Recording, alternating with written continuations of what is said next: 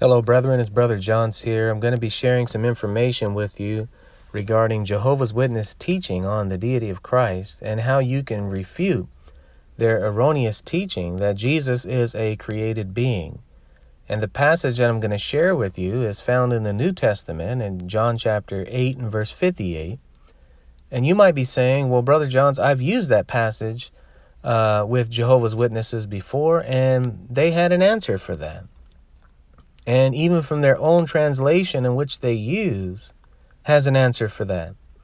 And so I plan on dealing with this passage from their translation, the New World Translation, and exposing their error on the deity of Christ. Basically, what witnesses teach is that Jesus is a God in a sense, that he was created by Almighty Jehovah God, and that Jehovah God used Jesus to create all other things. And they get that from Colossians chapter 1, verses 15 through 17 in their translation.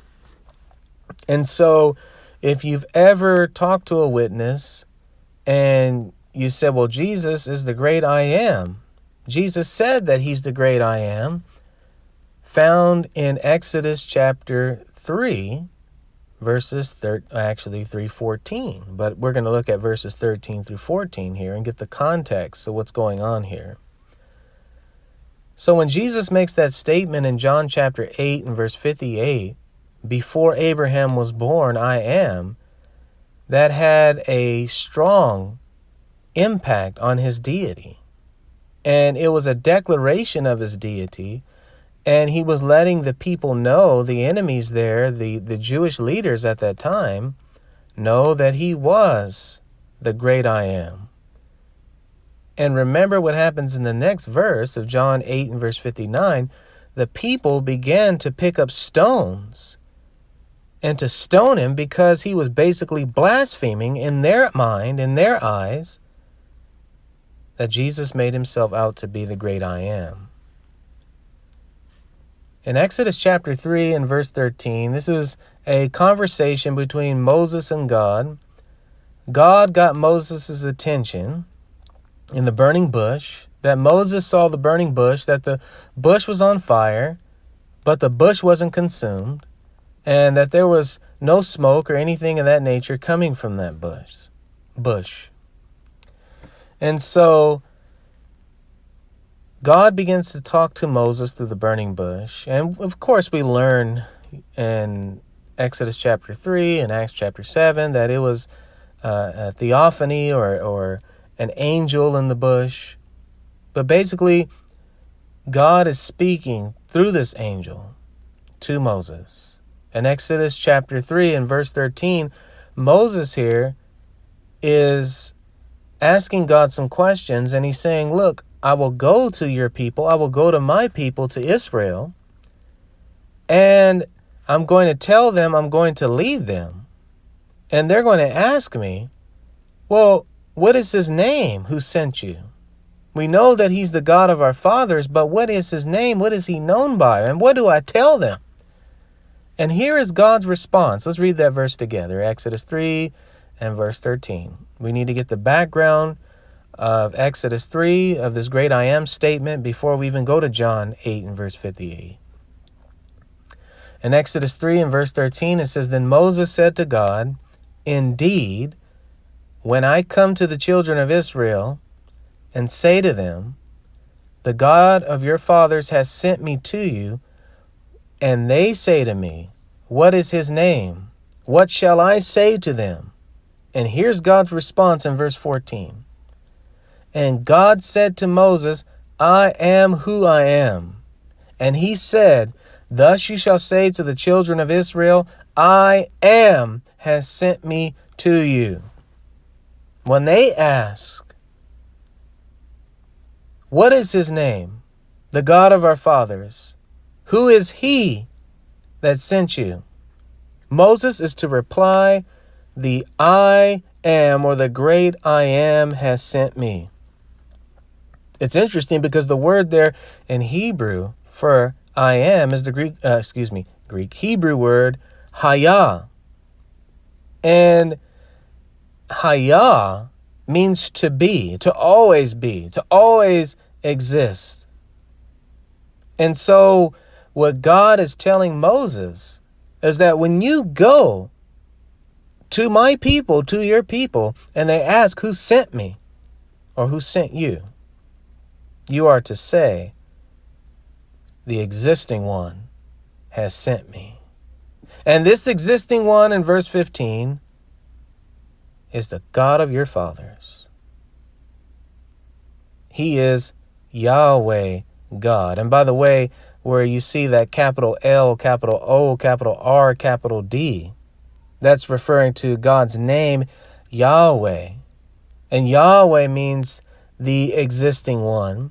And it comes from that verb, hayah, which means to be or to exist. Very interesting, very powerful. The existing one is the God who's sending you, and the existing one is the God of Abraham and Isaac and Jacob.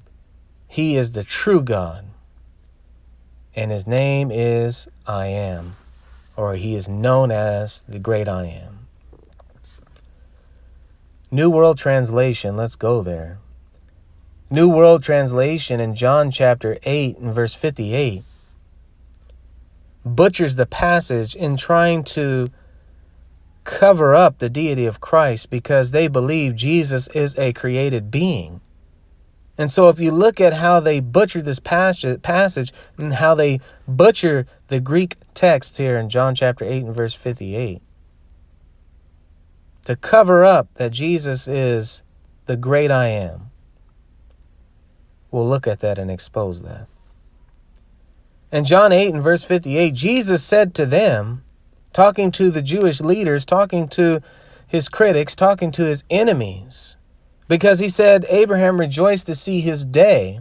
That is the day of the Messiah, the one whom Abraham trusted in. And Abraham knew that in his seed all nations of the earth shall be blessed. He didn't understand that that was going to be Jesus the Christ, but he understood that from his seed, God was going to bless the world through the Messiah. And he says, Abraham rejoiced to see that day because Abraham knew of it. And then remember their response. Well, you're not even 50 years old. And you say you know Abraham? How can you talk about Abraham rejoiced to see your day and you are a young pup? You're only 30 years old or 30-something years old. You're not even 50. And you say that you know Abraham. And you know Abraham's faith. And Abraham looked to see your day. You're crazy. You're out of your mind is basically what they're saying. And his response to them, to show his deity and to show that he is the great I Am, is classic in verse 58. But here's how the New World Translation translates it. And maybe they've used their own translation to try to downplay the deity of Christ and their argumentation against you. Because here's how it reads. Jesus said to them, most truly I say to you, before Abraham came into existence, I have been. There's a big difference there between I am and I have been. I am means you've always existed and you will continue to exist. I have been has reference to some past time that you came into existence and you exist because you were created long ago. And basically, the reason why they translate this is because, again, they believe Jesus is a created being.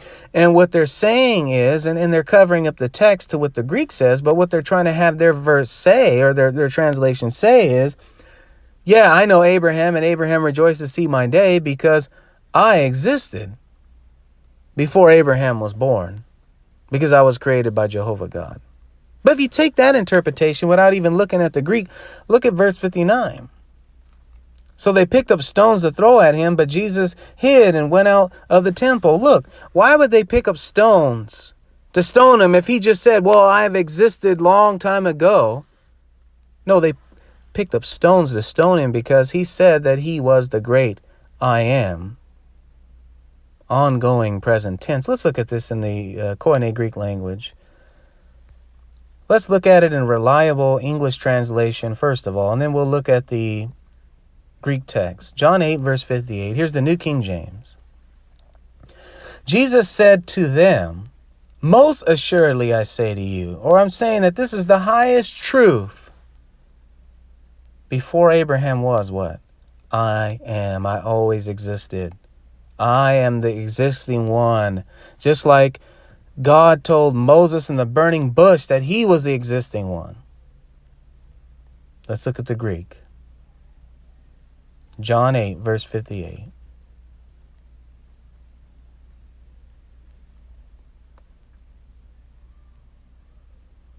Apen, autois Iesus. Jesus said to them, Amen, amen. That is, we can literally translate it, amen, amen. But what he's saying is this is the highest truth.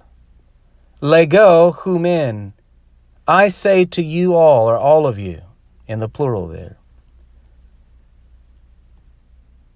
Prin, meaning before. Abraham. Genestai. Ego eimi. Before Abraham came into existence, or before Abraham was born, I am. I've always existed. This is in the present active indicative. Present active meaning always existed. The present tense always existed. The indicative part is it's a statement of fact. This is truth. The active part, he is the one who's existing. How do you call out the witnesses on this without knowing Greek? Look at this, brethren, and I'll share this with you. All you have to do is just go to their interlinear, and you can bust them on this. Their New World Translation says one thing, and their interlinear says another thing. But yet they're both produced by the JWs. They're both produced by their publication, the Watchtower Tract Society. Here's what their own interlinear says, and here's how you can show them that Jesus is the great I am. John 8:58 in their interlinear. I am saying to you, before Abraham, said to them, Jesus, amen, amen, I am saying to you, before Abraham to become, what? I am. Ongoing, present tense. He's always been the great I am. And he is the great I am from Exodus chapter 3.